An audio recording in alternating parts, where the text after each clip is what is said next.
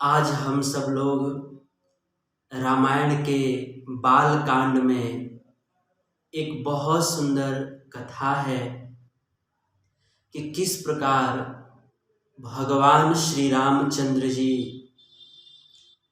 विश्वामित्र जी के साथ में जंगल में जाकर ताड़का का उद्धार करते हैं, मारीच का उद्धार करते हैं, सुबाहु का वध करते हैं और किस प्रकार राम लक्ष्मण विश्वामित्र जी के यज्ञ की रक्षा करते हैं और किस प्रकार माता अहिल्या का उद्धार करते हैं। आज हम लोग इसी प्रसंग को श्रवण करेंगे। यह प्रसंग कुछ इस प्रकार से प्रारंभ होता है। रामायणकार रामायण में लिखते हैं, विश्वामित्र महामुनि ज्ञानी, बस ही विपिन शुभ आश्रम जानी, तह जप यज्ञ जोग मुनि करही, अति मारीच सुबाहु ही डरही। इस प्रसंग को प्रारंभ करते हुए रामायणकार लिखते हैं कि विश्वामित्र जी बक्सर नाम के एक जंगल में बहुत सुंदर छोटी सी कुटिया बना करके वहीं पर रहते थे और वहां रह करके नित्य ही योग करते थे, यज्ञ करते थे और जप करते थे। यह 3 कार्य करते थे। अर्थात विश्वामित्र जो है वन में रह करके दिन रात अपने कल्याण के कार्य में ही रत रहते थे। विश्वामित्र जी के इस चरित्र से हम सबको शिक्षा मिलती है कि जिस प्रकार से विश्वामित्र जी हमेशा अपने कल्याण के कार्यों में रत रहते थे, वैसे ही हर एक व्यक्ति को इतना सुंदर मनुष्य का शरीर प्राप्त करके अपने कल्याण का कार्य करते रहना चाहिए। अर्थात अपने घर परिवार में रहते हुए, अपने घर परिवार का कार्य करते हुए भी हमें साथ ही साथ भगवान का भजन भी करते रहना चाहिए, क्योंकि हम सबको यह मनुष्य का शरीर जो है वासना के बिस्तर पर जन्म लेकर के और वासना के बिस्तर पर ही जीते हुए और वासना के बिस्तर पर ही मर जाने के लिए नहीं मिला है। हम सबको यह मनुष्य का शरीर जो है भगवान का भजन करने के लिए मिला है।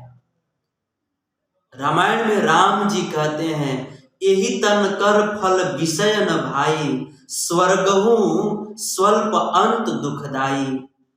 रामायण में राम जी कहते हैं कि हे संसार के लोगों, यह मनुष्य का शरीर जो है केवल भोग भोगने के लिए नहीं मिला है। यह मनुष्य का शरीर जो है भगवान का भजन करने के लिए मिला है। इसीलिए सुंदर मनुष्य का शरीर प्राप्त करके हमें भगवान का भजन करना चाहिए। कहते हैं कि हम सबके जीवन में भगवान का भजन बहुत जरूरी है। जैसे सुबह के समय में मंजन जरूरी है, जैसे दोपहर के समय में भोजन बहुत जरूरी है, जैसे रात्रि के समय में शयन बहुत जरूरी है, वैसे ही इस संसार में हर एक व्यक्ति के जीवन में भगवान का भजन बहुत जरूरी है, बहुत जरूरी है। कभी कभी कुछ लोग सोचते हैं कि ठीक है, जरूरी है, लेकिन क्या है ना कि हम बहुत सारा काम है, उन सभी कामों से छुट्टी मिल जाएगी ना तो बुढ़ापे में हम जो है भगवान का भजन करेंगे, बाद में भजन करेंगे। परंतु ऐसे लोगों को चाणक्य पंडित जी डांटते हुए कहते हैं कि देखिए, 100 काम छोड़ करके आदमी को भोजन करना चाहिए। 1000 काम छोड़ करके आदमी को स्नान करना चाहिए और 1,00,000 काम छोड़ करके आदमी को दान करना चाहिए और 1 करोड़ काम छोड़ करके आदमी को भगवान का भजन करना चाहिए। कोटिम काम त्यक्त्वा हरिम भजेत, अर्थात करोड़ों करोड़ों काम को छोड़ करके सबसे पहले भगवान का भजन करना चाहिए, क्योंकि संसार का काम कभी खत्म नहीं होता। आदमी खत्म हो जाता है। हमारे बाप दादा पूर्वज काम करते करते खत्म हो गए, लेकिन काम खत्म नहीं हुआ। इसीलिए सब काम को सेकंड प्रायोरिटी में रखना चाहिए। फर्स्ट प्रायोरिटी हमें भगवान के भजन को देना चाहिए। भगवान का भजन जो है जीवन में बहुत जरूरी है, क्योंकि भगवान के भजन के बिना जो है हमारा इस संसार से उद्धार नहीं हो सकता। हमारे शास्त्र कहते हैं कि हो सकता है कि अगर हम जो है पानी को मथें तो उसमें से घी निकल जाए, जबकि ये बिल्कुल असंभव है। लेकिन शास्त्र कहते हैं कि यह असंभव कार्य भी संभव हो सकता है।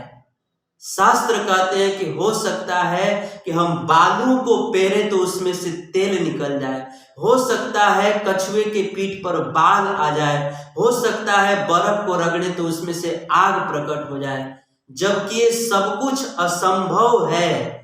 लेकिन शास्त्र कहते हैं कि यह असंभव कार्य भी एक बार संभव हो सकता है, लेकिन बिना भगवान के भजन किए आदमी का कभी उद्धार नहीं हो सकता। यह संभव कार्य भी संभव हो सकता है, लेकिन बिना भगवान का भजन किए कभी उद्धार नहीं हो सकता।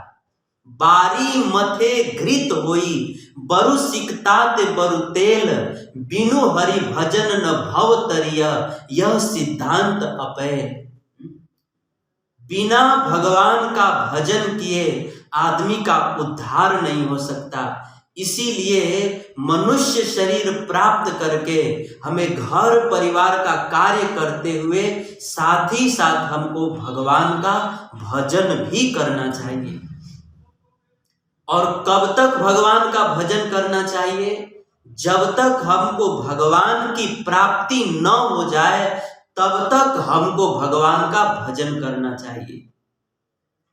इस बात को हम लोग एक उदाहरण से समझ सकते हैं कि एक बार एक स्त्री को 12 साल के बाद बहुत प्रयास करने के बाद उसका गर्भ ठहरा, वह गर्भवती हुई।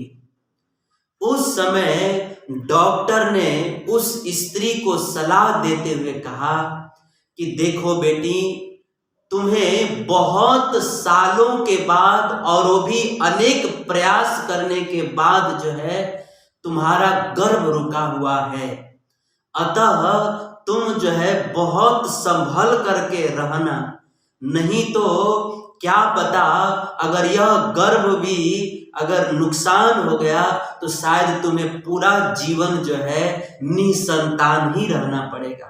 इसलिए बहुत सावधान रहना। जैसे ही उस डॉक्टर ने उस स्त्री को यह सलाह दिया, उसी दिन से वह स्त्री जो है चलती तो संभल करके चलती, उठती तो संभल करके उठती, बैठती तो संभल करके बैठती, खाती तो संभल करके खाती। वह हर कार्य जो है बहुत संभल करके करने लगी। और कब तक करती रही? जब तक उसको पुत्र की प्राप्ति नहीं हो गई तब तक वह हर कार्य संभल करके करती रही। हमारे आचार्य लोग कहते हैं कि जिस प्रकार से उस स्त्री को जब तक पुत्र की प्राप्ति नहीं हो गई तब तक वह संभल करके चलती रही, वैसे ही हम सबको भी जब तक भगवान की प्राप्ति न हो जाए तब तक हम सबको भी संभल करके भगवान का भजन करते रहना चाहिए।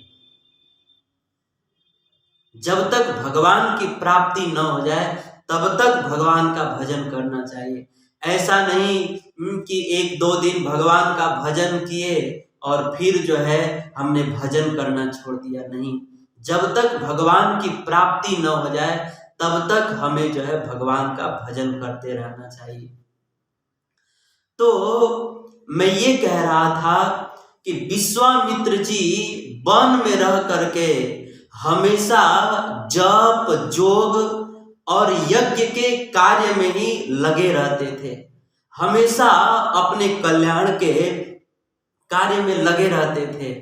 लेकिन एक बहुत बड़ी परेशानी थी, क्या कि जब भी विश्वामित्र जी यज्ञ की अग्नि कुंड को जलाते, उसी समय मारीच और सुबाहु और उनके अनेक दल बल जो है, राक्षसों के दल बल जो है वहां पर आते और आ करके विश्वामित्र जी के यज्ञ के अग्नि कुंड में मल मूत्र की वर्षा कर देते, रक्त की वर्षा कर देते, हड्डियों की वर्षा कर देते, पीप की वर्षा कर देते।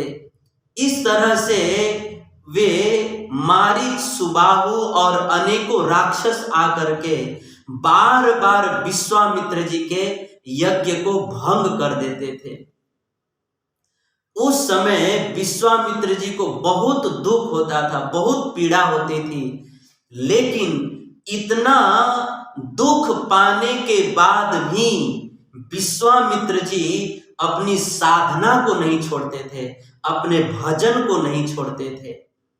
विश्वामित्र जी के इस चरित्र से भी हम सबको शिक्षा मिलती है कि हम सब लोग भी जब भजन करते हैं तो कई लोग विघ्न डालते हैं, कई लोग जो है ताना मारते हैं कि देखो 100 बिल्ली जो है 100 चूहा खा करके बिल्ली हज करने को चली।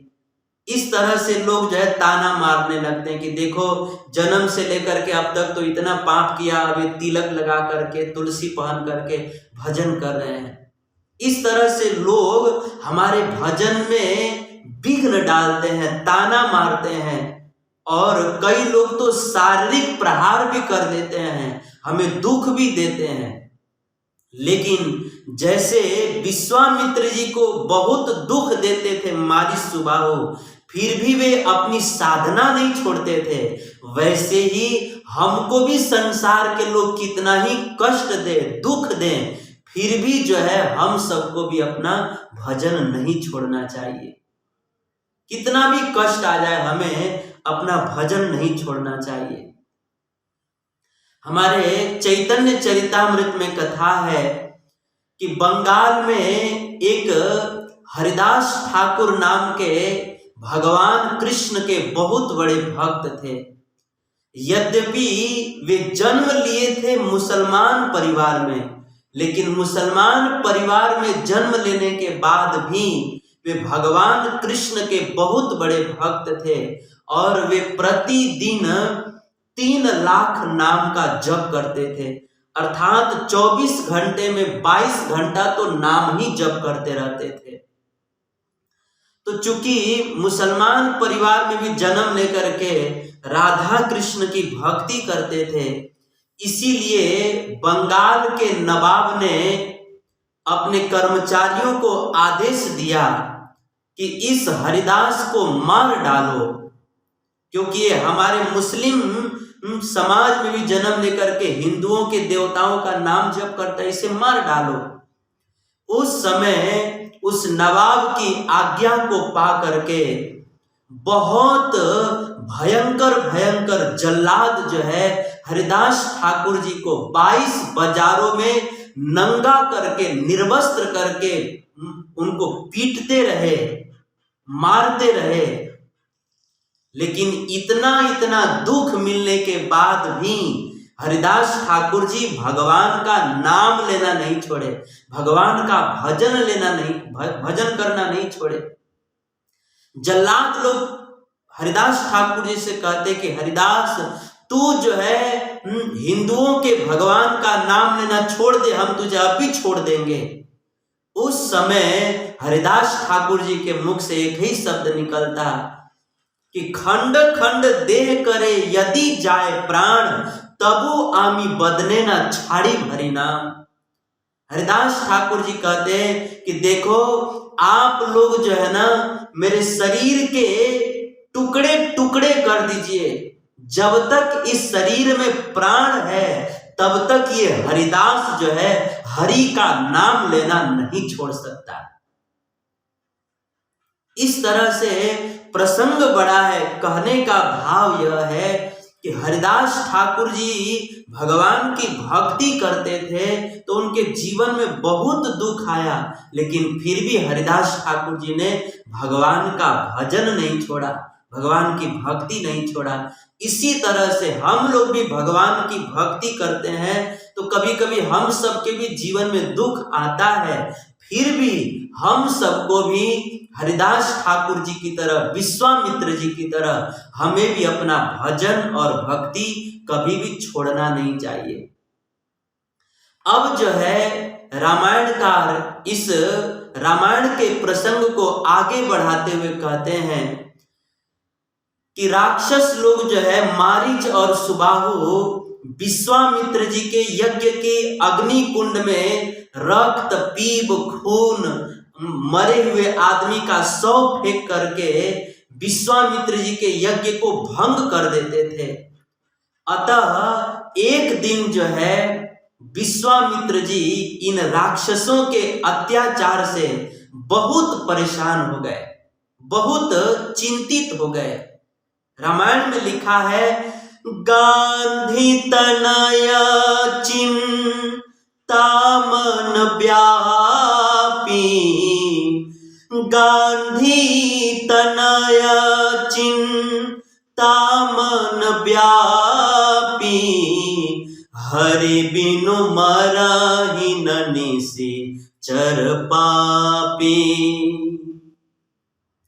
इन सारे राक्षसों के अत्याचार से विश्वामित्र जी बहुत परेशान हो गए, बहुत चिंतित हो गए।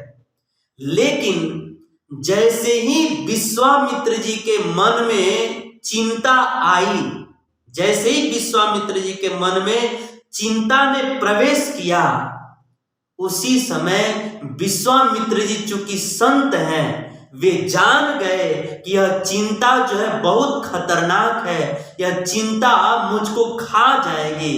इसीलिए विश्वामित्र जी जो है तुरंत भगवान का चिंतन करने लगे। जैसे ही चिंता आई उसी समय विश्वामित्र जी भगवान का चिंतन करने लगे। और जैसे ही विश्वामित्र जी ने भगवान का चिंतन शुरू किया, उसी समय चिंता जो है तत्काल विश्वामित्र जी को छोड़कर भाग गई। रामायण के विश्वामित्र जी के इस प्रसंग से भी हम सबको शिक्षा मिलती है कि जब जब हमारे जीवन में चिंता आए, जब जब हमारे जीवन में यह चिंता आए, तब तब जो है हमको तुरंत भगवान के चिंतन में लग जाना चाहिए। कहते हैं कि अंधेरे को लाख कोसने से अच्छा है कि एक दिया जला लिया जाए, वैसे ही चिंता से बहुत परेशान होने से अच्छा है कि हम चिंता छोड़ करके भगवान का चिंतन किया जाए। कहते हैं कि माना कि अंधकार घना है, माना कि अंधकार घना है, परंतु दिया जलाना भी कहाँ मना है। हम मानते हैं कि चिंता बहुत खतरनाक है, लेकिन इस चिंता से मुक्त होने के लिए भगवान का चिंतन करने के लिए भी किसने मना किया है। इसीलिए जब हमारे जीवन में यह चिंता आए तो हमें जो है भगवान का चिंतन शुरू कर देना चाहिए, नहीं तो यह चिंता जो है वास्तव में बहुत खतरनाक है। हमारे चाणक्य पंडित जी नीति शास्त्र में लिखे हैं कि इस संसार में चिंता और चिता ये दो चीज है। और इन दोनों में ही कोई ज्यादा फर्क नहीं है। चिंता और चिता, इन दोनों में कोई ज्यादा फर्क नहीं है। बस फर्क इतना है कि चीता जो है वह तो मरे हुए व्यक्ति को जलाती है, परंतु चिंता जो है वह तो जीवित व्यक्ति को ही दिन रात जलाते रहती है।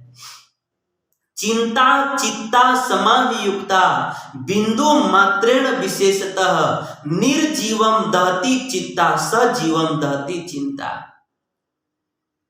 चिता तो मरे हुए आदमी को जलाती है, परंतु चिंता जो है वह तो जीवित व्यक्ति को ही दिन रात जलाते रहती है। ये चिंता बहुत खतरनाक है। हमारे आचार्य लोग एक बहुत सुंदर बात कहते हैं कि देखिए, इस संसार में दो चीज है, एक है चिंता और दूसरा है चिंतन। और इन चिंता और चिंतन, इन दोनों ने एक एक व्रत लिया है। क्या? चिंता ने व्रत लिया है कि अगर कोई व्यक्ति संसार का चिंता करेगा तो मैं जो है उसको चिता के गोद में बैठा दूंगी। और चिंतन ने व्रत लिया है कि अगर कोई व्यक्ति भगवान का चिंतन करेगा तो मैं जो है उसे भगवान के गोद में बैठा दूंगी।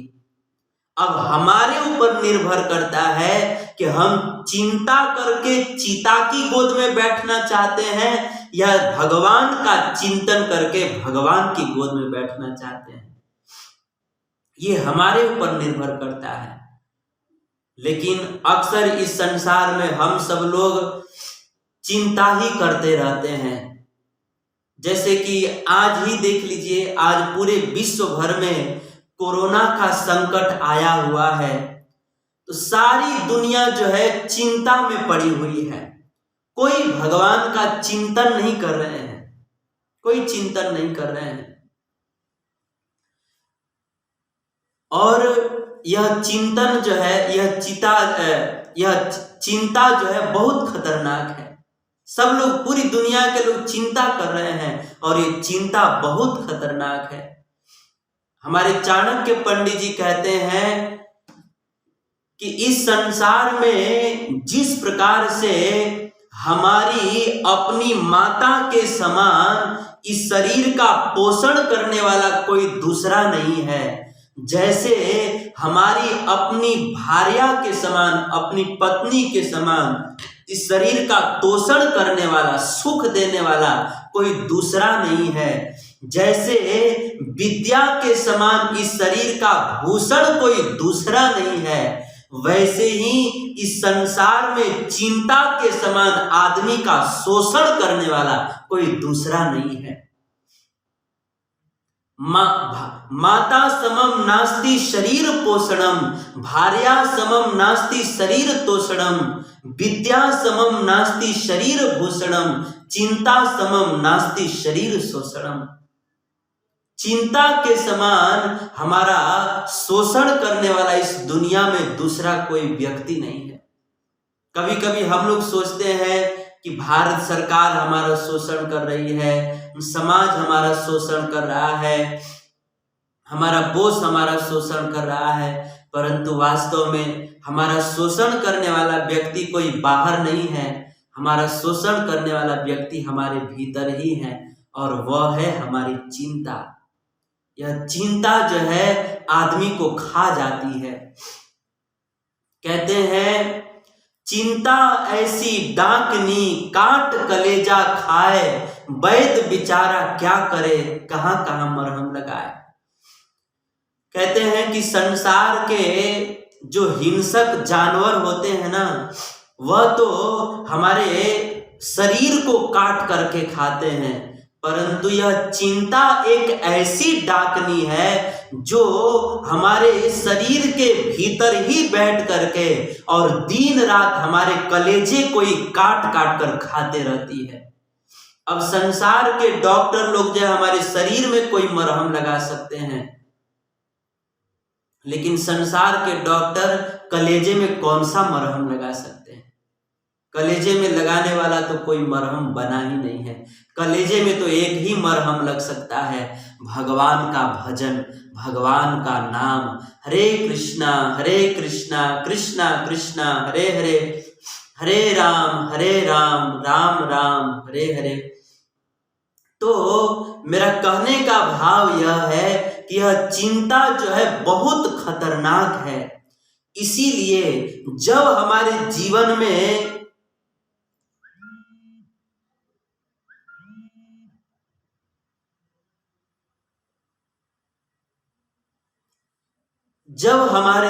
में यह चिंता आए, उसी समय हमें जो है भगवान का चिंतन शुरू कर देना चाहिए, चिंतन शुरू कर देना चाहिए। जैसे विश्वामित्र जी के जीवन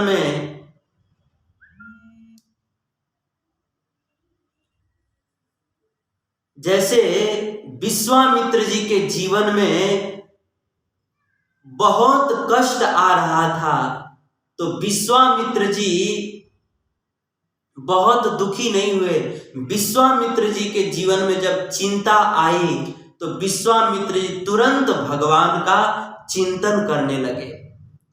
और जैसे ही विश्वामित्र जी भगवान का चिंतन शुरू किए, उसी समय विश्वामित्र जी के समस्या का समाधान हो गया। क्या समाधान हुआ? तो रामायण में वर्णन है कि जैसे ही विश्वामित्र जी भगवान का चिंतन शुरू किए, उसी समय अंदर से भगवान ने विश्वामित्र जी को प्रेरणा दिया। क्या प्रेरणा दिया? रामायण में लिखा है कि गांधी तनय चिंता मन व्यापी, हरि बिनु मरहिन निश्चर पापी, तब मुनिवर मन किन्ह विचारा, प्रभु अवतरेव हरन मही भारा। विश्वामित्र जी के मन में विचार आया कि अरे देखो तो, मैं जिन असुरों से, जिन राक्षसों से परेशान हूं, उन राक्षसों को ही मारने के लिए साक्षात भगवान जो है अयोध्या में दशरथ जी के घर पर राम के रूप में प्रकट हो गए हैं। जिन राक्षसों से मैं परेशान हूं, उन्हीं राक्षसों को मारने के लिए स्वयं भगवान अयोध्या में दशरथ जी के घर पर राम के रूप में प्रकट हो गए हैं। तो मैं क्यों चिंता करूं? मैं जो है अयोध्या में चल करके और मैं भगवान से ही प्रार्थना करूंगा, और इसी बहाने प्रभु का दर्शन भी हो जाएगा और मैं भगवान का दर्शन कर लूंगा, और भगवान जंगल में आकर के इन राक्षसों का वध कर देंगे, और फिर जो है मैं और अच्छे से यज्ञ करूंगा और अच्छे से भजन करूंगा। अतः मुझे जो है चिंता छोड़ करके अयोध्या में भगवान के दरबार में चलना चाहिए। अब जो है विश्वामित्र जी सोचे कि शुभ काम में देरी किस बात की, अतः तुरंत जो है विश्वामित्र जी अपना कुटिया छोड़ करके और अयोध्या में दशरथ जी के महल की ओर चल दिए। यहां पर हमारे आचार्य लोग एक बहुत सुंदर बात कहते हैं कि देखिए, विश्वामित्र जी जिस भगवान को पाने के लिए घर छोड़ के वन में गए थे, वही भगवान जो है घर परिवार में रहने वाले दशरथ जी को प्राप्त हो गए। इसका मतलब यह है कि गृहस्थ आश्रम खराब नहीं है। गृहस्थ आश्रम में रहते हुए भी भगवान को पाया जा सकता है। एक बार एक व्यक्ति जो है श्रील प्रभुपाद जी के पास गया और बड़ी विनम्रता से पूछा कि स्वामी जी, क्या भगवान को पाने के लिए घर परिवार को छोड़ना जरूरी है? उस समय श्रील प्रभुपाद जी ने कहा कि देखो, भगवान को प्राप्त करने के लिए घर छोड़ना भी जरूरी नहीं है, और घर को पकड़ना भी जरूरी नहीं है, क्योंकि अगर संसार के घर को पकड़े रहेंगे तो भगवान का घर छूट जाएगा, और भगवान का घर पकड़ेंगे तो फिर संसार का घर छूट जाएगा। इसीलिए श्रील प्रभुपाद जी ने कहा कि देखो, आप ऐसा करो कि आप संसार का घर मत छोड़ो, आप घर में रहते हुए ही भगवान से प्रेम का संबंध जोड़ लो, तो इससे क्या होगा कि भगवान आपके घर में आ जाएंगे और आप जो है भगवान के घर बैकुंठ में चले जाइएगा।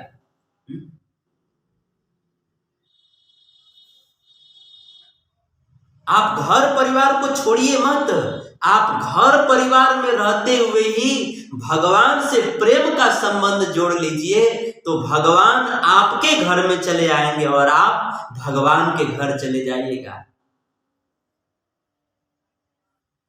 तो कहने का भाव यह है कि भगवान को प्राप्त करने के लिए घर परिवार छोड़ने की जरूरत नहीं है, अपितु घर परिवार में रहते हुए भी भगवान से प्रेम करने की जरूरत है। और भगवान से प्रेम करने के लिए हमें दो कार्य करना होगा। केवल ऐसे ही भगवान से प्रेम नहीं हो जाएगा, भगवान से प्रेम करने के लिए हमें दो कार्य करना होगा। सबसे पहला है साधु संग। साधु संग अर्थात हमें भगवान के प्रेमी भक्तों का संग करना पड़ेगा, क्योंकि बिना साधु संग के हमें भगवान से प्रेम हो ही नहीं सकता। रामायण में लिखा है, बिनु सत्संग न हरि कथा, तेहि बिन मोह न भाग, मोह गए बिनु राम पद, हो ही न दृढ़ अनुराग। बिना साधु संग के मोह नहीं भागेगा, और मोह के गए बिना भगवान राम के चरणों में प्रेम नहीं हो सकता। इसीलिए प्रेम प्राप्त करने के लिए सबसे पहला उपाय है कि हमें भगवान के भक्तों का संग करना चाहिए, साधु संग। और दूसरा है सतत अपने मुख से भगवान के नाम का जप करते रहना चाहिए। हरे कृष्णा कृष्ण कृष्ण हरे हरे, हरे राम राम राम हरे हरे। तो हमें जो है घर परिवार में रहते हुए यह दो कार्य करना चाहिए। अगर ये दो कार्य करेंगे तो हमको भगवान से प्रेम हो जाएगा, और भगवान से प्रेम हो जाएगा तो हमको भगवान को पाने के लिए जंगल में नहीं जाना पड़ेगा, स्वयं भगवान हमारे घर पर आएंगे। जैसे दशरथ जी के घर पर स्वयं भगवान आए। तो विश्वामित्र जी राजा दशरथ जी की महल की ओर निकल पड़े, और विश्वामित्र जी रास्ते में चलते चलते विचार करते हुए जा रहे थे। क्या विचार करते हुए जा रहे थे कि आज अगर प्रभु का दर्शन होगा ना, तो मैं जो है एक बात जरूर अपने प्रभु से कहूंगा। क्या कहूंगा कि हे प्रभु, मैं आपको पाने के लिए घर छोड़ के वन में गया था, और आप जो है मुझको वन से घर में बुला रहे हैं। मैं आपको प्राप्त करने के लिए घर छोड़ के वन में गया था, और आप जो है मुझको वन से अपने घर में अयोध्या में बुला रहे हैं। हे प्रभु, आप चिंता मत कीजिए, आपने मेरा वन छुड़ा दिया है ना, तो देखिएगा मैं भी आपका घर छुड़ा दूंगा। अर्थात आपको मैं घर से वन में लेकर के आऊंगा अपना यज्ञ को पूर्ण करने के लिए। आपने मेरा वन छुड़वाया तो मैं आपका घर छुड़वा दूंगा। लेकिन एक बात याद रखिएगा प्रभु, कि अगर आपने राक्षसों का वध करके और मेरे यज्ञ की रक्षा करके और मेरे वन को बसा देंगे ना, तो मैं भी आपको वचन देता हूं कि आप मेरे वन को बसा देंगे तो मैं जो है आपके घर को बसा दूंगा। अर्थात जनकपुर में चल करके माता सीता जी से आपका विवाह करा दूंगा, आपका घर बसा दूंगा। इस तरह से विश्वामित्र जो है रास्ते में अपने मन ही मन में ये सारी बातें विचार करते हुए जा रहे थे। रामायण में लिखा है, बहुविधि करत मनोरथ, जात लगी नहीं बार, करी मज्जन सरजू जल, गए भूप दरबार। इस तरह से विश्वामित्र जी विचार करते हुए और दशरथ जी के महल की ओर चलने लगे और दशरथ जी के महल के निकट पहुंच करके विश्वामित्र सबसे पहले सरयू के पवित्र शीतल जल में स्नान किए और स्नान करके विश्वामित्र जी राजा दशरथ जी के महल की ओर प्रस्थान करने लगे। रामायण में वर्णन है कि विश्वामित्र जी जब राजा दशरथ जी के महल की ओर जा रहे थे और जैसे ही राजा दशरथ जी को यह बात पता चला कि मेरे महल में महामुनि विश्वामित्र जी पधार रहे हैं, तो उस समय दशरथ जी अपना सारा काम धाम मीटिंग, सारा बड़ा से बड़ा काम सब कुछ छोड़ करके तुरंत बहुत सारे सम्मानित ब्राह्मणों को बुलाए और ब्राह्मण समाज को लेकर के और दशरथ जी जो है विश्वामित्र जी का अगवानी करने के लिए चल पड़े, अर्थात उनको सम्मान पूर्वक अपने महल में लाने के लिए चल पड़े। रामायण में वर्णन है, मुनि आगमन सुना जब राजा, मुनि आगमन सुना जब राजा, मिलन गयउ लेई विप्र समाजा, करी दंडवत मुनि ही सन्मानी, करी दंडवत मुनि ही सन्मानी, निज आसन बैठा वही आनी।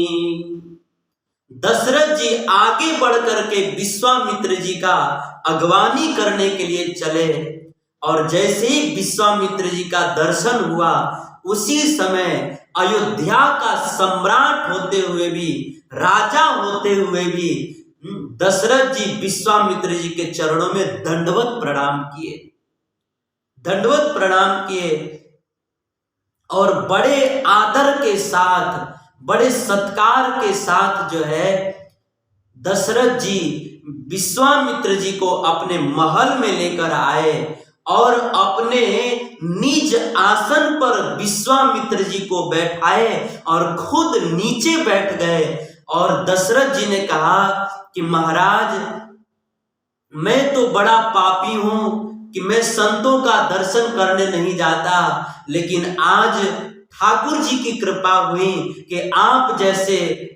महामुनि संत कृपा करके मेरे महल में पधारे। आज मेरा यह महल परम पवित्र हो गया। मैंने तो जीवन में कोई पुण्य नहीं किया, लेकिन निश्चित मेरे पूर्वजों ने कोई पुण्य किया होगा, उसके फल स्वरूप आज आपका दर्शन हो रहा है। आज मैं बहुत प्रसन्न हूं, मैं धन्य हो गया, मेरा जीवन सफल हो गया। इस तरह से दशरथ जी ने अपने वाणी से, अपने व्यवहार से, अपने शरीर से, मन वचन कर्म, इन तीनों से दशरथ जी ने विश्वामित्र जी का बहुत सम्मान किया, उनका चरण पखारा, उनकी आरती उतारी, उनका चरणोदक पान किया। इस तरह से दशरथ जी ने विश्वामित्र जी का बहुत सम्मान किया और बहुत सेवा किया। हमारे आचार्य लोग कहते हैं ना कि देखिए दशरथ जी जो है एक संत का कितना सम्मान कर रहे हैं और कितनी सेवा कर रहे हैं। यही कारण है कि स्वयं अखिल ब्रह्मांड नायक भगवान जो है दशरथ जी को पुत्र के रूप में मिले, क्योंकि दशरथ जी संतों की बहुत सेवा करते थे, उनका सम्मान करते थे, इसीलिए भगवान उनको पुत्र के रूप में मिले। दशरथ जी के इस आचरण से हम सबको शिक्षा मिलती है कि हम सबको भी जो है इसी तरह से संतों का खूब सम्मान करना चाहिए, संतों की खूब सेवा करनी चाहिए, सेवा करनी चाहिए। संतों की सेवा करने से भगवान बहुत प्रसन्न होते हैं, भगवान बहुत कृपा करते हैं। रामायण में ही वर्णन है कि माता सबरी जी जिन हाथों से संतों के मार्ग में स्थित कांटों को बुहारती थी, साफ करती थी, एक दिन भगवान राम उसी माता सबरी के कुटिया में पहुंच करके और जिन हाथों से मां सबरी संतों के मार्ग के कांटे हटाया करती थी, सेवा करती थी, उन्हीं हाथों में भगवान राम ने अपना दोनों चरण कमल सौंप दिया। मतलब राम जी ये बतलाना चाहते हैं कि जो हाथ मेरे संतों की सेवा में लगते हैं, मैं उन हाथों में अपने चरणों को भी सौंप देता हूं। यह है संत सेवा की महिमा। इसीलिए अपने हाथों से हमें संतों की सेवा करनी चाहिए, संतों का सत्कार करना चाहिए। भगवान कहते हैं जो भक्तों की सेवा करते हैं ऐसे भक्त जो है मेरे बैकुंठ धाम में रहते हैं। भगवान कहते हैं चारि बरन की चातुरी सरे न मेरो काम, संत सेवा जो जानहु रहो हमारे धाम। भगवान अपने मुख से कहते हैं कि इस संसार में कोई व्यक्ति बहुत चतुराई करता है ना, वह व्यक्ति मुझे प्रिय नहीं है और उस व्यक्ति को मैं अपने बैकुंठ में स्थान नहीं देता हूं। मैं किस व्यक्ति को अपने बैकुंठ में स्थान देता हूं? संत सेवा जो जानहु रहो हमारे धाम। जो अपने हाथों से मन वचन कर्म से संतों की सेवा करते हैं, ऐसे जो लोग हैं वो हमारे नित्य बैकुंठ धाम में रहने के योग्य हैं और उन्हीं को मैं अपने बैकुंठ में स्थान प्रदान करता हूं। इसीलिए हमें भगवान के बैकुंठ की प्राप्ति करनी है तो हाथों से संतों की सेवा करनी चाहिए, वाणी से संतों का गुणगान करना चाहिए। लेकिन आज बड़े दुख की बात है कि लोग जो है संतों की सेवा नहीं करते। आज तो कलयुग का इतना प्रभाव हो चुका है कि लोग जो है संतों के ऊपर अत्याचार कर रहे हैं, संतों के ऊपर शारीरिक प्रहार कर रहे हैं, यहां तक कि संतों की हत्या भी कर देते हैं। ऐसा घोर कलयुग आ रहा है। लोग संतों की सेवा नहीं करते। कुछ लोग तो ऐसे होते हैं कि संतों को देखते ही उनका पूरा अंटीना घूम जाता है, संतों को देखते ही उनका पूरा पारा गर्म हो जाता है। कहते हैं कि एक गांव में दो पति पत्नी रहते थे। तो पति जो है वह तो बहुत ही संत सेवी व्यक्ति थे, लेकिन उनकी पत्नी जो है बिल्कुल संतों के खिलाफ रहने वाली थी, संतों का पक्का विरोधी थी। अब एक दिन की बात है कि पति देव जो है किसी काम से बाहर गए हुए थे और उसी समय कुछ संत महात्मा जो है कीर्तन करते हुए बहुत दूर से उस गांव में पहुंचे और लोगों से पूछा कि हमें गांव में थोड़ा भोजन चाहिए, कोई करा सकता है क्या? तो लोगों ने मजाक मजाक में कह दिया कि चले जाइए उस माता जी के घर पर, वही सेवा करेंगी।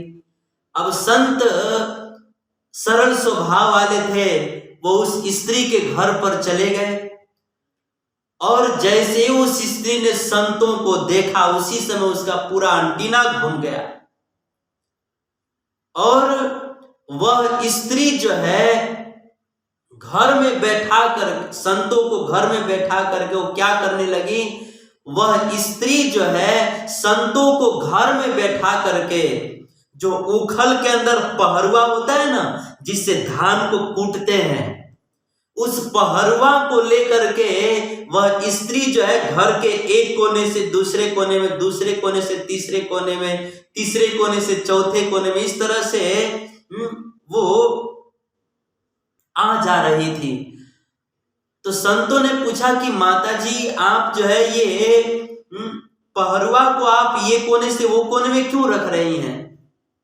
तब उस स्त्री ने कहा कि मैं क्या बताऊं महात्मा जी, आप लोगों पर जो है ना मुझको बहुत दया आ रही है। क्यों दया आ रही है? क्योंकि मेरे पति देव जो है ना वो संतों को देखते हैं ना, तो देखते ही इस पहरुआ से संतों की बहुत कुटाई करते हैं, बहुत पिटाई करते हैं।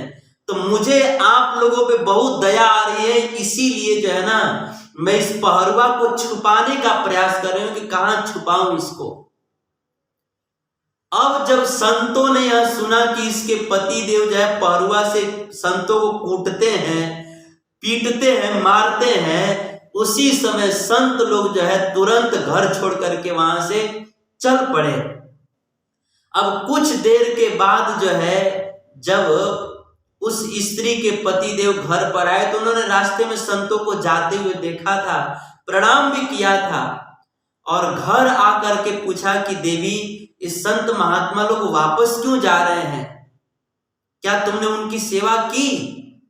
तो उस समय उस स्त्री ने मुंह बनाते हुए कहा कि संत नहीं, ये बहुत बड़े लालची लोग हैं। पता है ये सारे संत जो है ना ये उखल में जो पहरुआ रखा जाता है ना वो पहरुआ मांग रहे थे।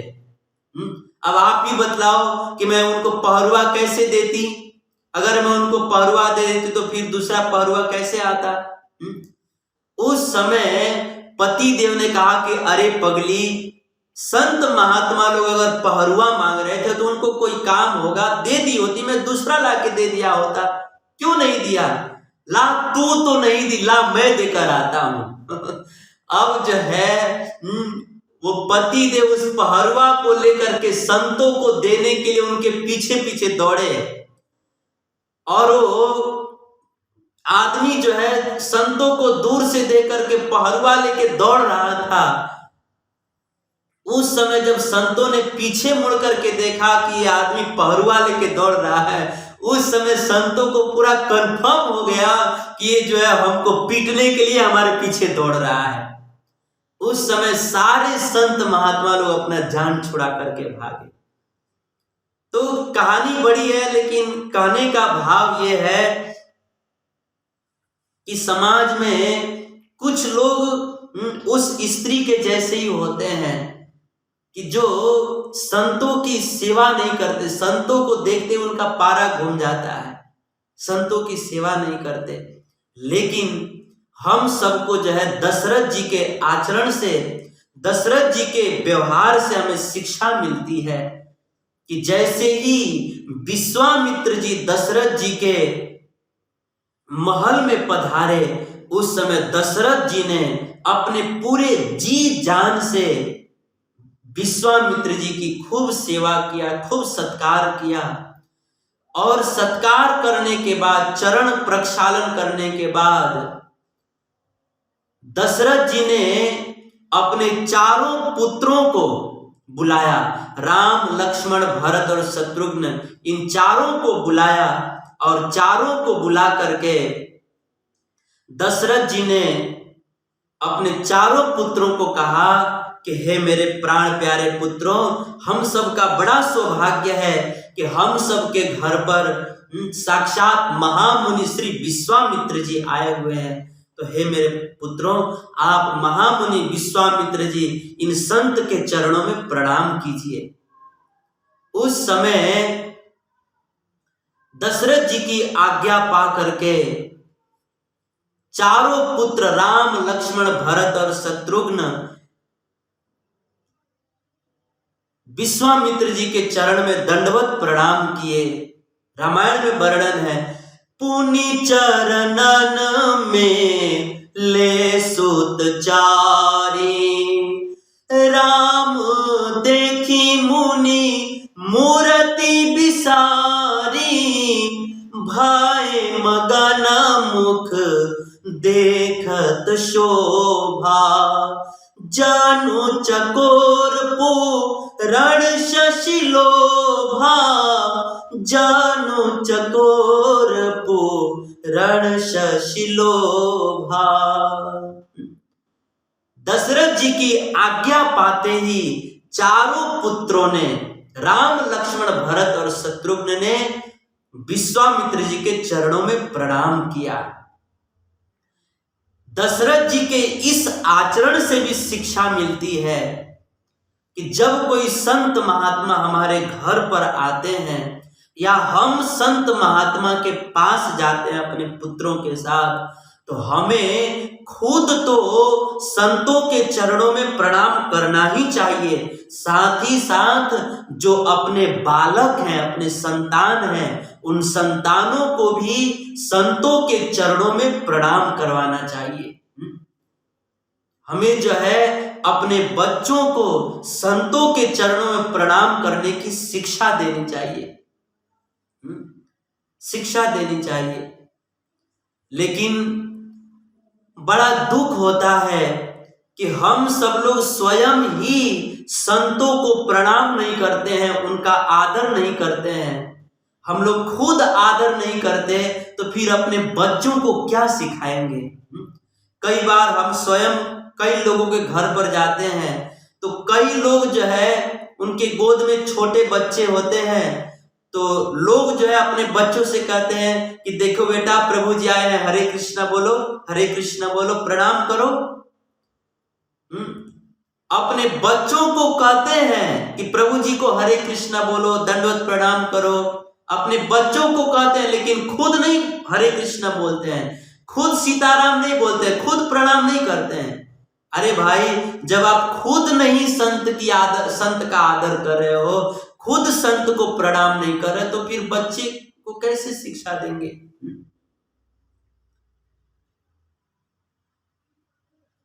इसीलिए हमें जो है ना पहले स्वयं संतों का आदर करना चाहिए, उनको प्रणाम करना चाहिए, और फिर जो है अपने बच्चों को भी संतों के चरणों में प्रणाम करवाना चाहिए, उनकी सेवा करने की शिक्षा देनी चाहिए। दशरथ जी ने अपने चारों पुत्रों को कहा कि आप विश्वामित्र जी के चरणों में प्रणाम कीजिए। उस समय चारों पुत्रों ने विश्वामित्र जी के चरणों में प्रणाम किया, और जैसे ही भगवान राम विश्वामित्र जी को प्रणाम करके उठे, और जैसे ही विश्वामित्र जी ने राम जी के सुंदर मुख कमल को देखा, तो रामायण में वर्णन है कि जैसे पूर्णिमा के चांद को देख करके चकोर लोभायमान हो जाता है, वैसे ही भगवान राम के मुख कमल को देख करके विश्वामित्र जी जो है, विश्वामित्र जी मोहित हो गए। भगवान राम इतने सुंदर हैं। तो इस तरह से दशरथ जी ने सबसे पहले विश्वामित्र जी का खूब स्वागत सत्कार किया और उनको भोजन करवाया और फिर आराम करवाया, और उसके बाद जो है जब विश्वामित्र जी ने खूब आराम कर लिया, उसके बाद जो है दशरथ जी ने विश्वामित्र जी के चरणों में दंडवत प्रणाम करके और बड़ी विनम्रता से पूछा कि महाराज, आप जो है, आप जैसे संत महात्मा भगवान के भजन को छोड़ करके किसी राजा महाराजा से मिलने तो कभी नहीं जाते, लेकिन आप अपने भजन को छोड़ करके, अपने कुटिया को छोड़ करके मुझ जैसे तुच्छ व्यक्ति के महल में आए हैं, तो निश्चित ही कोई ना कोई प्रयोजन होगा। बताइए हम आपकी क्या सेवा करें। के ही कारण आगमन तुम्हारा, कहूं सो कारण लावो बारा। हे भगवान, हे विश्वामित्र जी, आप कृपा करके बतलाइए कि किस कारण से, किस हेतु से मेरे महल में आपका आगमन हुआ है। मैं आपकी क्या सेवा करूं, आप आने का कारण बतलाइए। उस समय विश्वामित्र जी ने कहा कि हे अवधेश, हे दशरथ जी, मैं जो है ना आपसे कुछ मांगने के लिए नहीं आया हूं। विश्वामित्र जी ने कहा कि हे दशरथ जी, मैं जो है ना आपसे कुछ मांगने आया हूं, कुछ मांगने के लिए आया हूं। हमारे अन्य पुराणों में वर्णन है कि जैसे ही विश्वामित्र जी ने यह कहा कि हे राजन, हे अवधेश, हे दशरथ, मैं आपसे कुछ मांगने के लिए आया हूं, इतना सुनना था कि दशरथ जी जो है मन ही मन लज्जित हो गए और मन ही मन अपने आप को धिक्कारने लगे कि देखो तो मैं जो है कितना लापरवाह राजा हूं कि मेरे राज्य में भगवान का भजन करने वाले एक साधु को क्या आवश्यकता है, यह मुझे स्वयं महात्मा के पास जाकर पूछ करके महात्मा के आवश्यकता को स्वयं पूरा करना चाहिए। लेकिन मैं कितना लापरवाह हूं कि एक महात्मा को अपना भजन छोड़ करके, अपना कुटिया छोड़ करके, अपना साधना छोड़ करके मेरे पास में आना पड़ा। धिक्कार है मेरे इस जीवन को कि मेरे राज्य में भजन करने वाले संत के पास जाकर के मुझे स्वयं उनकी आवश्यकताओं की पूर्ति करनी चाहिए। लेकिन मैं कितना लापरवाह हूं, मैं कितना असावधान हूं कि मैं अपने राज्य में भजन करने वाले संत की आवश्यकता पूरा नहीं किया। तो आज संत को अपना भजन छोड़ करके, अपना कुटिया छोड़ करके मुझ संसारी के घर में आना पड़ा। धिक्कार है मुझ जैसे राजा को। इस तरह से दशरथ जी अपने आप को धिक्कारने लगे। हमारे आचार्य लोग कहते हैं कि हर एक सत्ताधारी व्यक्ति को, अथवा तो हर एक जो धनाढ्य गृहस्थ व्यक्ति हैं, उन सभी सत्ताधारी नेताओं का, सत्ताधारी राजाओं का और जो धनवान गृहस्थ हैं, उन सभी लोगों का विचार भी दशरथ जैसा ही होना चाहिए। उन सभी लोगों का विचार दशरथ जैसा ही होना चाहिए कि वह बिना कहे ही अपने राज्य में, अपने गांव में, अपने शहर में, अपने मोहल्ले में भजन करने वाले साधु महात्माओं की आवश्यकताओं की बिना कहे पूर्ति करे। ये सत्ताधारी राजाओं का कर्तव्य है, ये धनवान गृहस्थ आदमी का कर्तव्य है कि वो अपने राज्य में, अपने गांव में, अपने शहर में, अपने मोहल्ले में भजन करने वाले साधु महात्माओं की पूछ करके उनकी आवश्यकताओं की पूर्ति करें, ताकि साधु महात्मा को अपना आवश्यकता पूरा करने के लिए भजन साधन छोड़ करके, शास्त्रों का अध्ययन छोड़ करके धन कमाने के लिए बाहर समय न देना पड़े। साधु महात्मा अपने शास्त्रों का अध्ययन में लगे रहें। इसीलिए सत्ताधारी राजाओं को और धनवान गृहस्थों को अपने राज्य में भजन करने वाले, अपने मोहल्ले में, अपने शहर में भजन करने वाले साधु महात्माओं की सामने से जाकर पूछ करके उनकी आवश्यकताओं की पूर्ति करनी चाहिए। देखिए, जो संत हैं और गृहस्थ हैं, इन दोनों का आपस में परस्पर कैसा संबंध होना चाहिए कि गृहस्थ को चाहिए कि वह साधु के जो भी आवश्यकता है उनकी पूर्ति करे। और संत को चाहिए कि वह शास्त्रों का अध्ययन करके गृहस्थों को आध्यात्मिक मार्गदर्शन प्रदान करे। ये दोनों का आपस में ऐसा व्यवहार होना चाहिए कि गृहस्थ जो है संत की आर्थिक आवश्यकताओं की पूर्ति करे, जो भी थोड़ा बहुत है, और संत जो है शास्त्रों का अध्ययन करके गृहस्थ का मार्गदर्शन करे, उनके आध्यात्मिक जिज्ञासाओं का समाधान करे। ये संत और गृहस्थ का आपस में ये समन्वय होना चाहिए। लेकिन आज बड़े दुख की बात है कि इन सारी परंपराओं को लोग भूलते जा रहे हैं। तो दशरथ जी ने विश्वामित्र जी से पूछा कि मैं आपकी क्या सेवा करूं। उस समय विश्वामित्र जी बोले कि हे दशरथ, हे अवधेश, मैं जो है आपसे कुछ मांगने के लिए आया हूं। दशरथ जी बोले कि कहिए भगवान, आपको क्या चाहिए, क्योंकि हम रघुवंशियों में 3 नियम है। क्या कि रघुवंशी जो है कभी भी किसी स्त्री के ऊपर हाथ नहीं उठाता है। रघुवंशी राजा जो है, रघुवंश का व्यक्ति जो है, कभी किसी स्त्री के ऊपर हाथ नहीं उठाता, कभी किसी पराई नारी के ऊपर दृष्टि नहीं डालता। और रघुवंश का दूसरा नियम है कि रघुवंश का व्यक्ति जो है कभी भी युद्ध भूमि में अपना पीठ नहीं दिखाता। और रघुवंश के व्यक्ति का तीसरा नियम है कि अपने घर पर आए हुए किसी याचक को खाली हाथ नहीं भेजता। हे भगवान, आपकी कृपा से ही मेरे पास सब कुछ है, आपको क्या चाहिए आप हमें बतलाइए। आप केवल आदेश दीजिए, आज्ञा कीजिए। आज्ञा देने में, आपको आज्ञा देने में देरी होगी, मुझे पूर्ति करने में कोई देरी नहीं। तो बताइए आपको क्या चाहिए।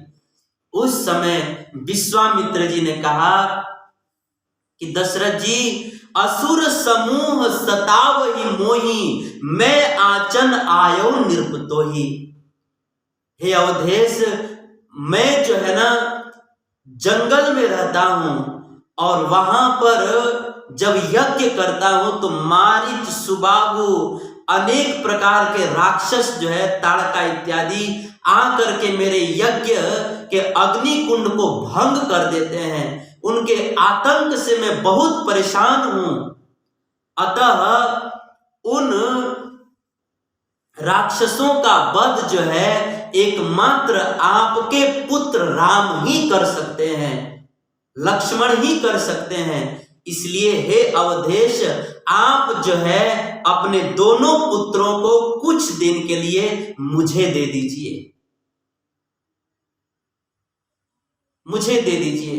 रामायण में वर्णन है, अनुज समेत दे हु रघुनाथा, अनुज समेत दे हु रघुनाथा, निश्चर बध में होब सनाथा।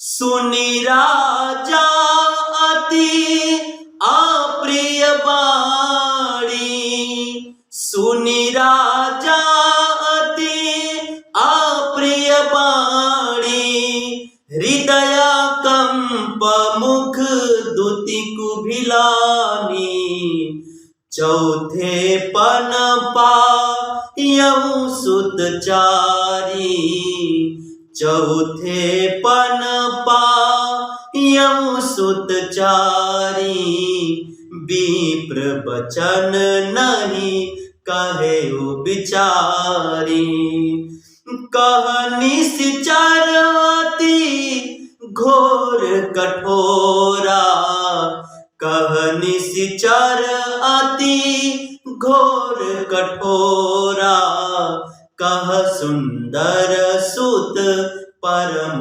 किशोरा।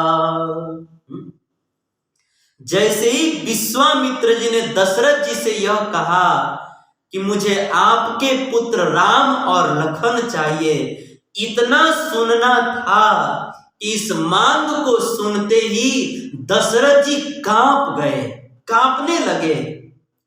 और दशरथ जी के आंख भर आए। रोते रोते दशरथ जी ने विश्वामित्र जी से कहा कि हे भगवान, मैं जो है ना अपने दिल की बात बतला रहा हूं। हे भगवान, एक बार जल के बिना मछली जीवित रह सकती है, एक बार मणि के बिना मणिधर सांप जीवित रह सकता है, परंतु हे भगवान, मैं जो है अपने पुत्र राम के बिना जीवित नहीं रह सकता, एक क्षण भी जीवित नहीं रह सकता।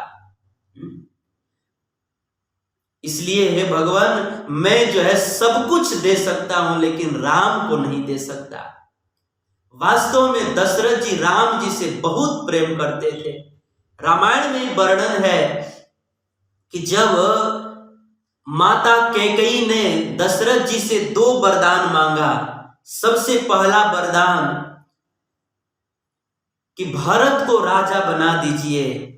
यह सुनकर के दशरथ जी बहुत खुश हुए, लेकिन जैसे ही माता कैकेयी ने दूसरा वरदान मांगा कि 14 वर्ष तक के लिए राम को वन में भेज दीजिए, जैसे ही इस वरदान को सुना, उस समय दशरथ जी जो है फपक फपक करके रोने लगे।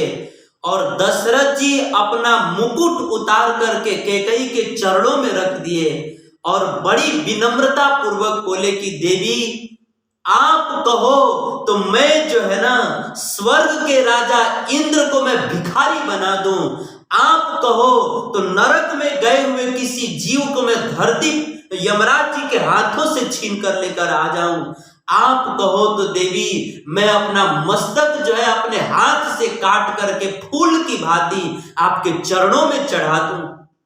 मैं सब कुछ कर सकता हूं देवी, परंतु मैं राम को वन में नहीं भेज सकता।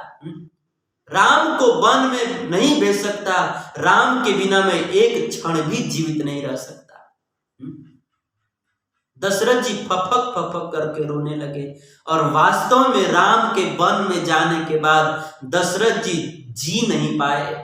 जैसे मछली को जल से बाहर निकाल दीजिए तो मछली जल के वियोग में तड़प तड़प कर मर जाती है, वैसे ही राम जी के वन में जाते ही दशरथ जी राम विरह में तड़प तड़प करके केवल 6 दिन में ही अपना प्राण त्याग दिए।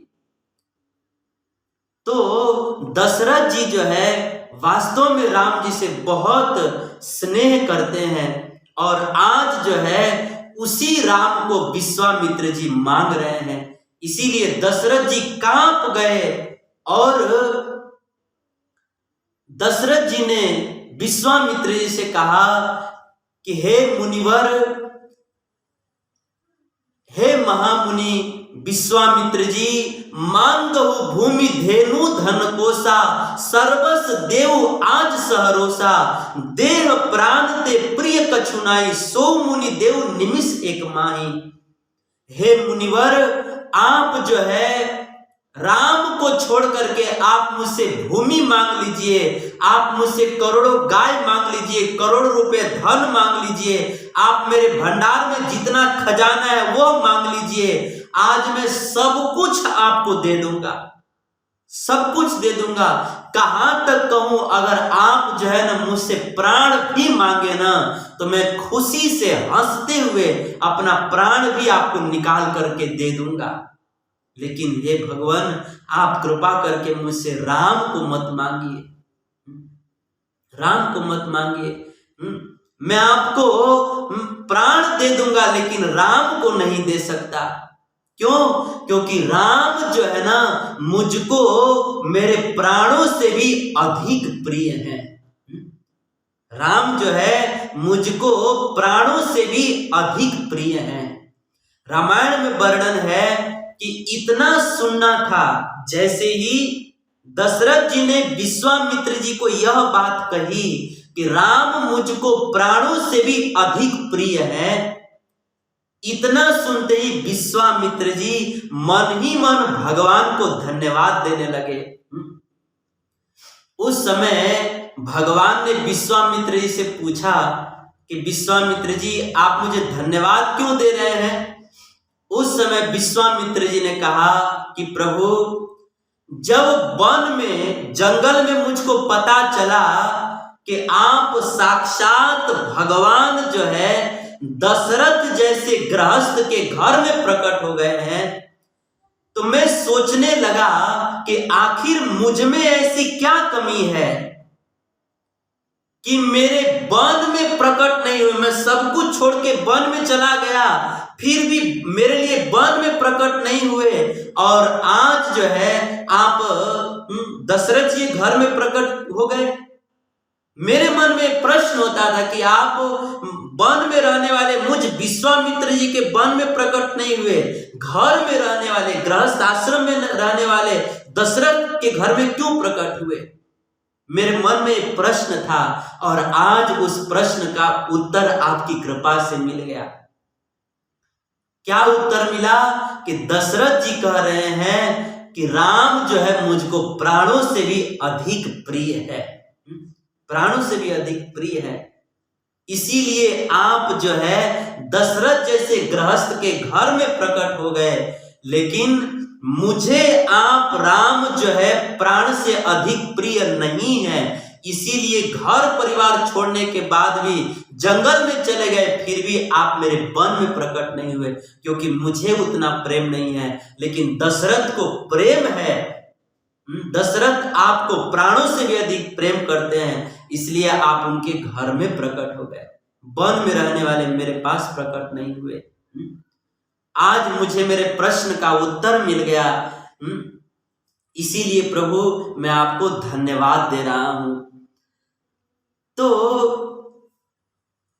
विश्वामित्र जी दशरथ जी के राम प्रेम को देख करके मन ही मन बहुत प्रसन्न हुए, लेकिन बाहर से झूठा क्रोध प्रकट किए कि दशरथ, आपने वचन दिया था कि रघुकुल का व्यक्ति जो है कभी भी अपने घर पर आए हुए याचक को कभी खाली हाथ नहीं भेजता, निराश नहीं भेजता, तो क्या आप अपने वचन को पूरा नहीं करेंगे? इस तरह से विश्वामित्र जी बाहर से थोड़ा क्रोधित होकर के बोले। उस समय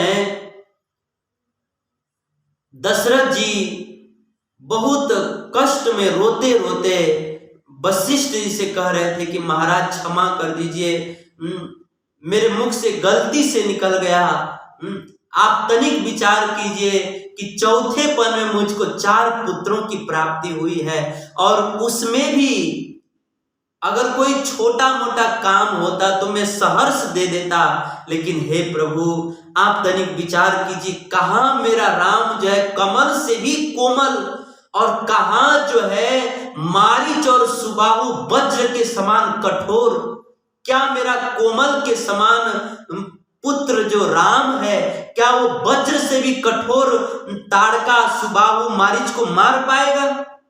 हे भगवान आप ही बतलाइए, ये कैसे हो सकता है, मैं कैसे अपने पुत्रों को दे दूं? जो राम कभी सूर्य का दर्शन नहीं करता है, जो राम कभी अपने हाथ से एक फूल भी नहीं उठाता, ऐसे राम को मैं कैसे राक्षसों को मारने के लिए आपके हाथ में दे दूं? आप कृपा करके दूसरा कुछ मांग लीजिए। इस तरह से दशरथ जी जो है विश्वामित्र जी से बहुत अनुनय विनय कर रहे थे। उस समय वशिष्ठ जी ने देखा कि विश्वामित्र जी बहुत क्रोधी व्यक्ति हैं, अगर दशरथ जी इसी तरह से गिड़गिड़ाते रहे तो विश्वामित्र जी तुरंत श्राप दे देंगे। इसीलिए वशिष्ठ जी ने दशरथ जी से कहा कि हे दशरथ, हे अवधेश, जिस यज्ञ को संपन्न करने से आपको 4 पुत्रों की प्राप्ति हुई है, उसी यज्ञ की रक्षा करने के लिए आप अपने 2 पुत्रों को कुछ दिन के लिए विश्वामित्र जी को दे दीजिए। जैसे रामायण में वर्णन है कि जैसे ही दशरथ जी ने अपने गुरु वशिष्ठ जी के इस बात को सुना, उसी समय तुरंत जो है अपने गुरु के आज्ञा का पालन करते हुए तुरंत अपने दोनों पुत्र राम और लखन को बुलाए और उनका हाथ अपने हाथ में लेकर के और तुरंत जो है विश्वामित्र जी के हाथ में सौंप दिए। और दशरथ जी ने रोते रोते कहा कि भगवान, आज से ये दोनों पुत्र मेरे नहीं हैं, आज से ये दोनों पुत्र आपके ही पुत्र हैं, अर्थात आज से इन दोनों पुत्रों के माता और पिता आप ही हैं। इस तरह से अपने गुरु वशिष्ठ जी के आज्ञा को पाते ही दशरथ जी ने बिना तर्क वितर्क किए अपने पुत्रों को विश्वामित्र के हाथ में सौंप दिए। रामायण के इस प्रसंग से शिक्षा मिलती है कि जिस प्रकार से यद्यपि दशरथ जी विश्वामित्र जी के हाथों में अपने पुत्रों को देना नहीं चाहते थे, लेकिन गुरु जी ने कह दिया तो उसमें दशरथ जी ने फिर कोई अपना बुद्धि नहीं लगाया। गुरु जी ने कह दिया तो कोई तर्क वितर्क नहीं किया, बस दे दिया। इस रामायण के इस प्रसंग से हम सबको भी शिक्षा मिलती है कि हम सबको भी दशरथ जी के जैसा ही गुरु का आज्ञा पालन करने वाला व्यक्ति होना चाहिए। हम सबको भी दशरथ जी के जैसा ही गुरु आज्ञा का पालन करना चाहिए कि अगर हमको हमारे गुरुदेव कोई आज्ञा देते हैं तो हमें जो है बिना अपना बुद्धि लगाए, बिना कोई तर्क वितर्क किए, बिना हानि लाभ का विचार किए हमें जो है तुरंत अपने गुरु के आज्ञा का पालन करना चाहिए। हमें ऐसा होना चाहिए। गुरु ने कह दिया तो बात खत्म, वहां पर न हमें अपनी बुद्धि लगानी है, न हानि लाभ सोचना है, न तर्क वितर्क करना है। बस गुरु ने कह दिया वो हमको करना है। गुरु के वचन में ऐसी निष्ठा होनी चाहिए। जैसे हमारे महाराष्ट्र में एक बहुत बड़े संत हो गए, संत एकनाथ जी भगवान के ऐसे भक्त थे इसी कलिकाल में कि स्वयं भगवान जो है उनके घर पर 11 साल तक नौकरी किए थे। और एकनाथ जी जो है उनको सिखंडिया जी कहा करते थे। तो स्वयं भगवान ने 11 साल तक एकनाथ जी के घर पर नौकरी किया। तो आप लोग विचार कर सकते हैं कि संत एकनाथ जी कितने बड़े भक्त होंगे। तो संत एकनाथ जी अपने गुरु के वचन में बहुत निष्ठा रखते थे। उनके जीवन चरित्र में वर्णन आता है कि एक दिन संत एकनाथ जी अपने गुरु जी का दर्शन करने के लिए गए। दर्शन करके प्रणाम किए और एकनाथ जी ने पूछा कि गुरुदेव हमारे लिए क्या आज्ञा है, हम आपकी क्या सेवा करें। उस समय उनके गुरु जी ने कहा कि देखो सामने एक कुतिया है तो आप जाओ और उस कुतिया का दूध पियो। उस समय संत एकनाथ जी ने एक बार भी अपना बुद्धि नहीं लगाया, थोड़ा भी तर्क वितर्क नहीं किया। तुरंत गुरु का आज्ञा मिलते ही तुरंत उस कुतिया के पास गए और उस कुतिया का स्तन पकड़ करके उसका दूध पीने लगे।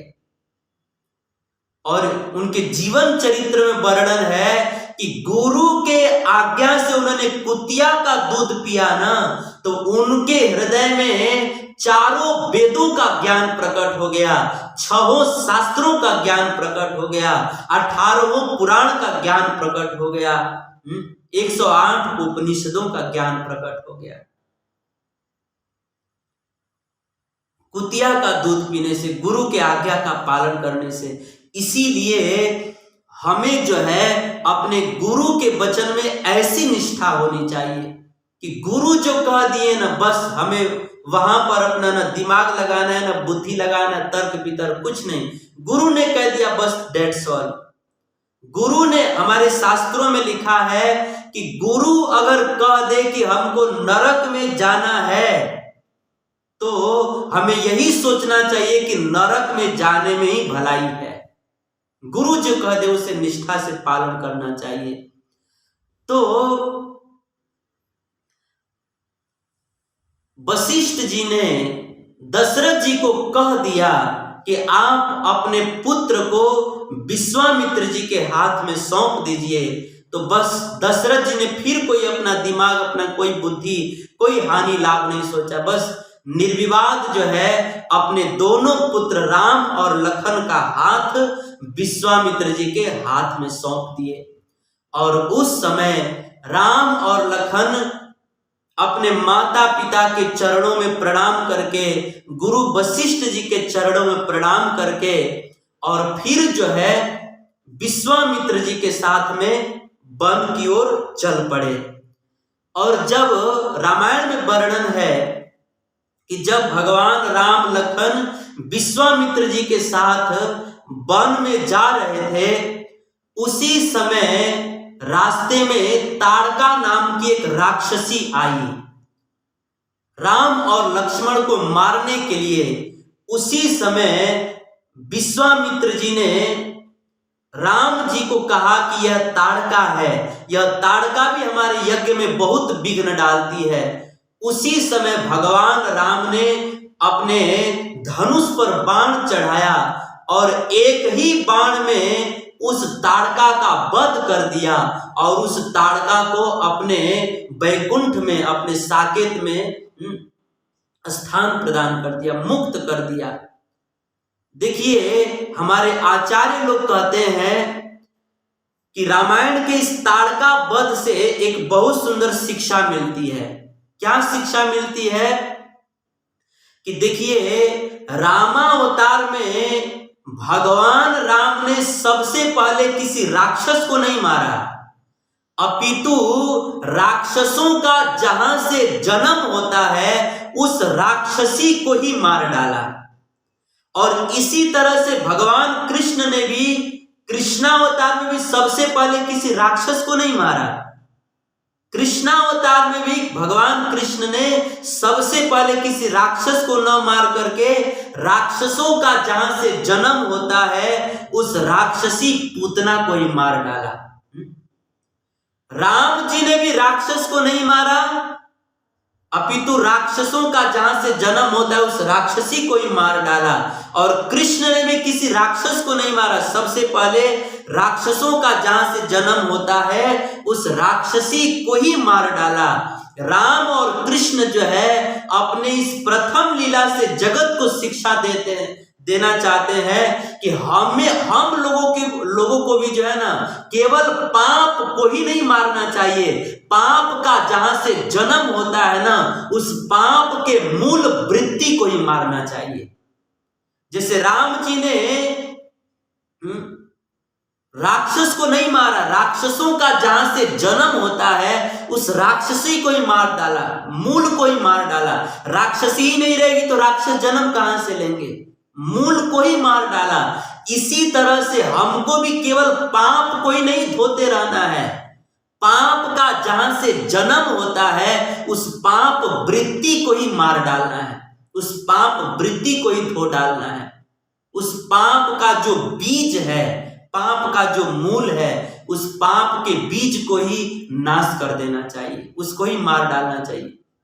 और पाप के बीज का, पाप के वृत्ति का नाश कैसे होगा? हम लोग तो पाप का नाश कर देते हैं, गंगा में जाकर नहा लेते हैं, कोई थोड़ा पुण्य कर देते हैं तो इससे पाप का तो नाश हो जाता है, लेकिन पाप करने की जो प्रवृत्ति है वह तो बनी ही रहती है।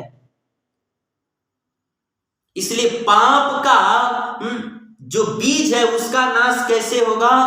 तो हमारे चैतन्य महाप्रभु जी कहते हैं पाप के बीज का नाश करना है, पाप के मूल प्रवृत्ति को नाश करना है। तो हमें जो है किसी गुरु के, किसी प्रामाणिक गुरु के निर्देशन में रह करके भगवान के पवित्र नाम का श्रद्धा पूर्वक प्रतिदिन जप करना चाहिए। अगर हम जप करेंगे तो हमारे भीतर जो पाप करने की प्रवृत्ति है वह प्रवृत्ति का ही नाश हो जाएगा। इसीलिए हरि नाम का निष्ठा पूर्वक जप करना चाहिए। तो भगवान राम ने ताड़का का उद्धार किया और फिर ताड़का का उद्धार करने के बाद भगवान राम विश्वामित्र जी के आश्रम में गए।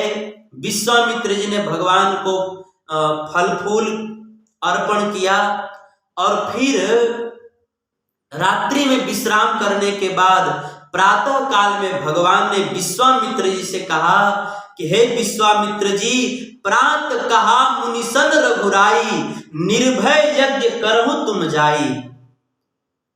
भगवान राम ने विश्वामित्र जी से कहा कि विश्वामित्र जी, अब आप निर्भय होकर के यज्ञ कीजिए और मैं जो है आपके यज्ञ की रक्षा करने के लिए धनुष बाण लेकर खड़ा होता हूं, देखता हूं कौन राक्षस आता है आपके यज्ञ में विघ्न डालने के लिए। उस समय अब भगवान जिस यज्ञ की रक्षा करने के लिए खड़े हो, वहां पर विघ्न कैसे आ सकता है। भगवान विश्वामित्र जी के यज्ञ की रक्षा करने के लिए खड़े हैं और उसी समय मारीच और सुबाहु अपने सारे बड़ा बड़ा राक्षसों का दल लेकर के उस यज्ञ में विघ्न डालने के लिए आए। उसी समय भगवान राम ने सुबाहु को तुरंत मार डाला और मारीच को भगवान ने बिना फड़ वाला बाण मारा तो मारीच जो है कई 100 योजन दूर जाकर के गिरा। भगवान ने सुबाहु को मार दिया, सारे राक्षसों को मार दिया, लेकिन मारीच को नहीं मारा। क्यों? क्योंकि भगवान राम को मारीच से आगे कुछ सहयोग लेना है अपने लीला में, उसी के माध्यम से सीता जी का हरण करवाना, इसीलिए अभी भगवान ने मारा नहीं, उसको दूर भेज दिया।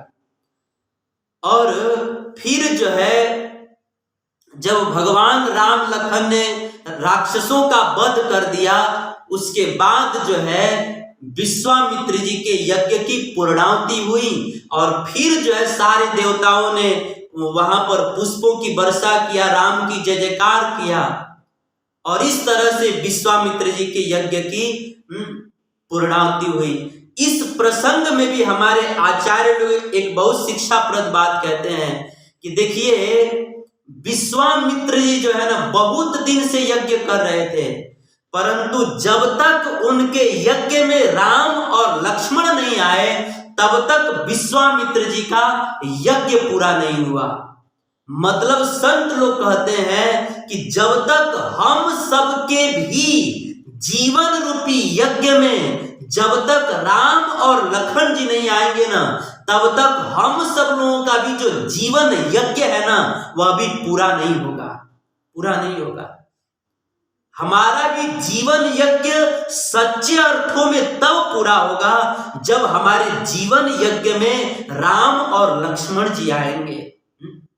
देखिए, हमारे जीवन में केवल धन आ जाए, हमारे जीवन में केवल अच्छा बेटा आ जाए, बेटी आ जाए, हमारे जीवन में बहुत सुंदर बड़ी गाड़ी आ जाए, बहुत बड़ा पद आ जाए, हमारे घर में बहू आ जाए, हमारे घर में सब कुछ आ जाए, केवल इतने से ही हमारा जीवन यज्ञ पूरा नहीं होगा।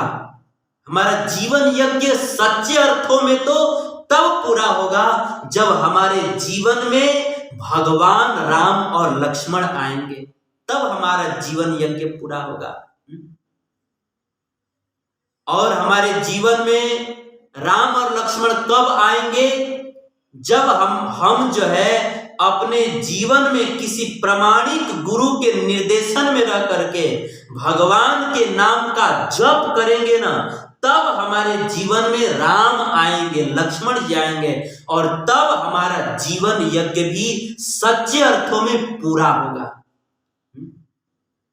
इसीलिए हम हमारे जीवन यज्ञ को पूरा करना चाहते हैं तो हमें भगवान के नाम का विश्वास पूर्वक, निष्ठा पूर्वक प्रतिदिन जप करना चाहिए।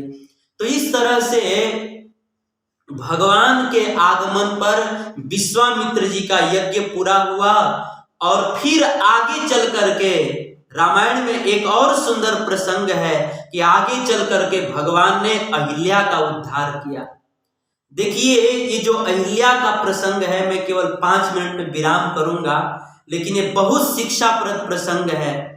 हमारे आचार्य लोग कहते हैं कि देखिए, ये जो अहिल्या उद्धार का प्रसंग है ना, यह अहिल्या उद्धार का प्रसंग जो है मानव समाज को एक बहुत बड़ा आश्वासन देता है।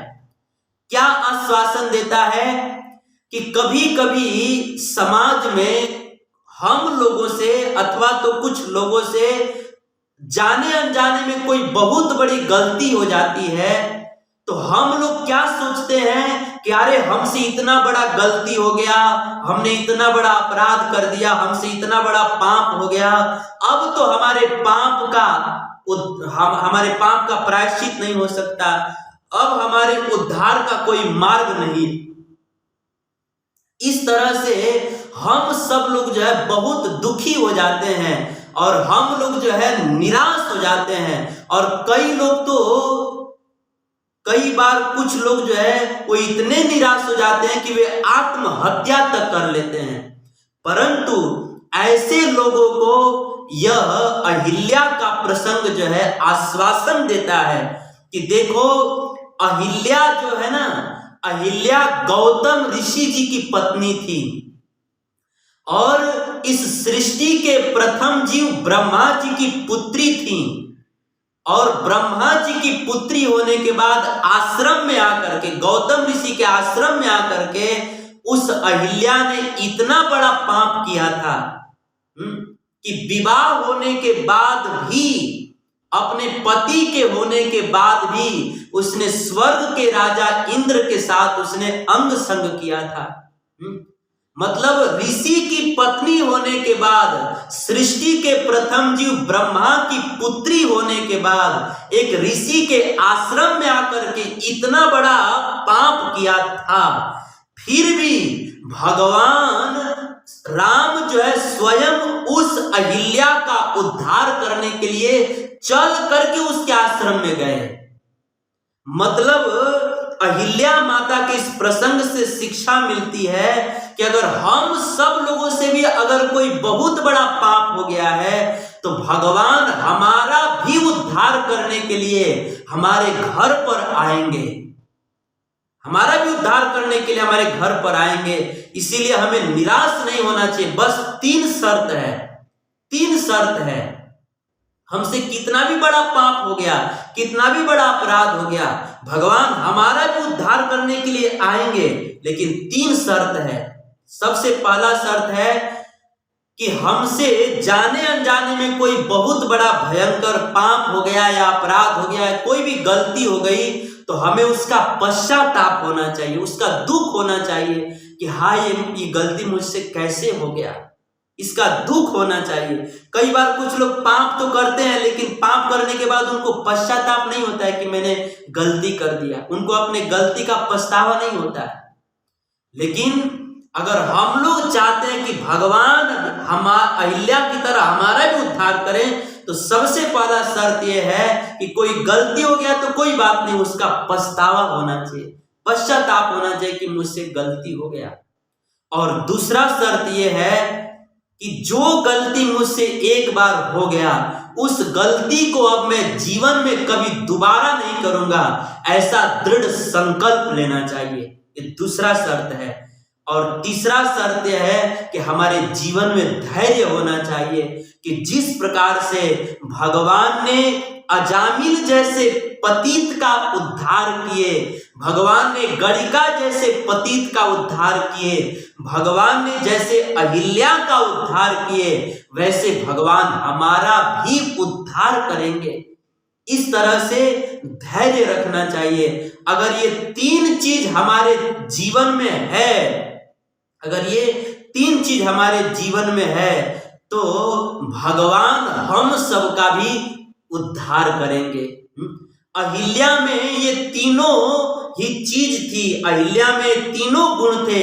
इसीलिए अहिल्या को अपना उद्धार करने के लिए राम जी के मंदिर में नहीं जाना पड़ा, मंदिर में रहने वाले राम को अहिल्या का उद्धार करने के लिए उसके आश्रम में जाना पड़ा, क्योंकि अहिल्या में 3 गुण था। उनसे जो गलती हुआ था उसका पछतावा उनके मन में था।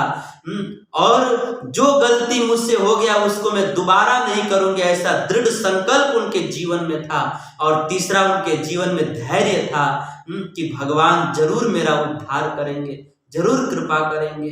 ये तीन चीज उनके जीवन में था। तो अहिल्या माता को अपना उद्धार करने के लिए राम के मंदिर में नहीं जाना पड़ा, मंदिर में रहने वाले राम चल करके अहिल्या के आश्रम में गए और एक संत के, विश्वामित्र के प्रार्थना करने पर उसका उद्धार किए।